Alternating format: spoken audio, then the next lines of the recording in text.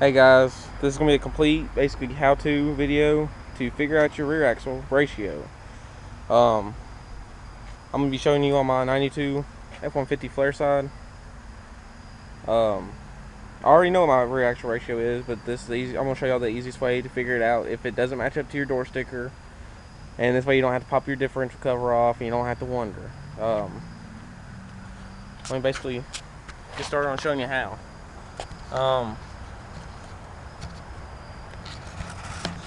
Look at this camera set up. Basically,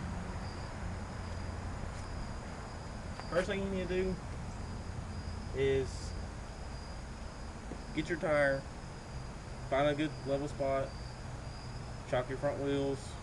For this I'm using the curb, kind of cheat that away. And you can do this at any point in time really. I'm going to just tape it as tight this center as I can. I'm using this green painter's tape so it'll show up on video better.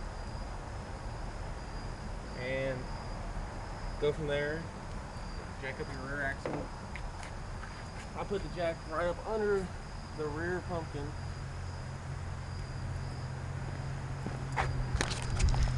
Move the camera so you can see it a little bit better. I just moved it up under the rear pumpkin. I got it already in place. I ain't jacked it up yet though, and that's what this time's for. You gotta get it enough where your tires are off the ground.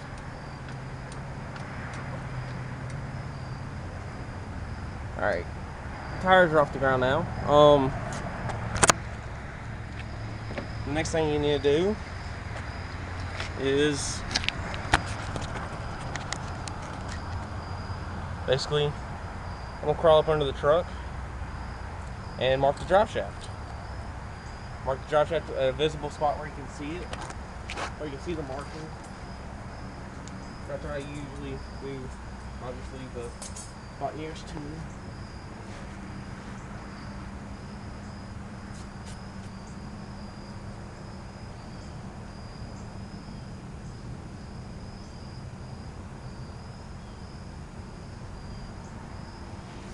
Keep in mind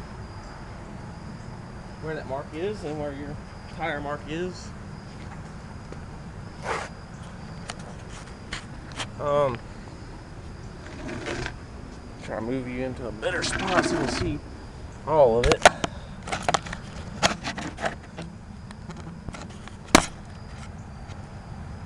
Not so sure you can quite see under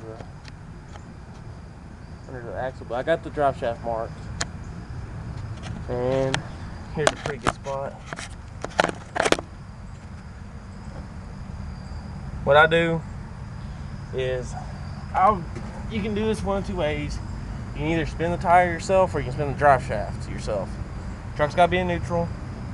I prefer doing the drive shaft just in case you got a locker or a limited slip. It's going to kind of give it an off reading.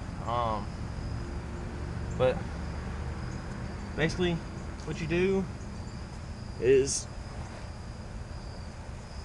crawl up underneath and you spin your drive shaft or your wheel and say,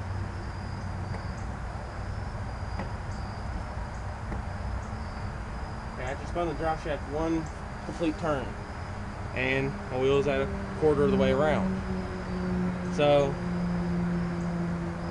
you keep on turning your drive shaft however many times it takes for your wheel to get one time around.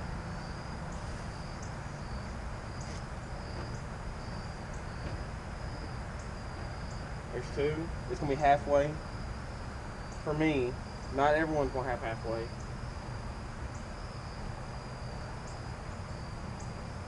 There's my third spin. It's going to be 3/4 away from me almost. It's not quite 3/4. And for me, it takes a fourth turn.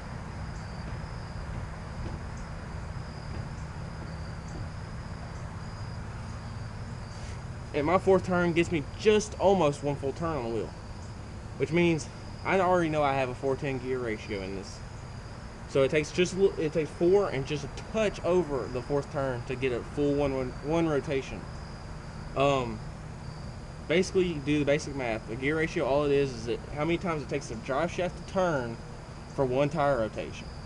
For mine, it takes 4.1 rotations of the drive shaft to turn the wheel one time. It's a 4:10 gear ratio. If it takes you 3.5 times to turn your drive shaft, you've got a 355 ratio.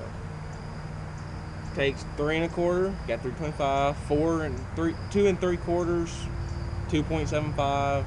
I mean, you can guesstimate. It won't be exact always, but it's a pretty good idea. For me, it's 410, and that's pretty much the easiest way you can do it. I hope you liked the video.